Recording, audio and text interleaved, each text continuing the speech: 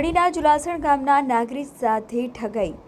આધાર housing finance branch manager અને અન્ય શખ્સે આચરી ઠગાઈ। મકાન ઉપર લોન લેવા ગયેલા વ્યક્તિ પાસેથી લોન મંજૂર કરાવવાના નામે 1.5 લાખ ટ્રાન્સફર કરાવી લીધા। નાણાં ટ્રાન્સફર કરાવ્યા બાદ કડી સબ રજિસ્ટ્રાર કચેરીમાં પુત્રના મકાન ઉપર 12 લાખ રૂપિયાનો બોજો પાડી દીધો। 12 લાખ રૂપિયાનો બોજો પાડ્યા બાદ લોન આપી જ નહીં। 1.5 લાખ લીધા અને 12 લાખનો બોજો પાડી દીધો, પણ લોનના પૈસા ન આપ્યા।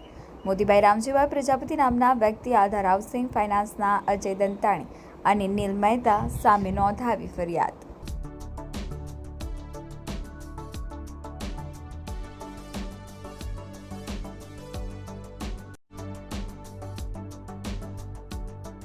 શું નામ તમારું? મોતીભાઈ રામજીભાઈ પ્રજાપતિ। મોતીભાઈ, તમે જે મોર્ગેજ કરાવી છે કઈ કંપની અને કઈ બેંક દ્વારા કરાવી છે? આધાર હાઉસિંગ બેંક। કેટલા લાખની મોર્ગેજ કરાવી તમે? 12.5 લાખ। તો બેંક દ્વારા અત્યારે શું જવાબ આપવામાં આવે છે?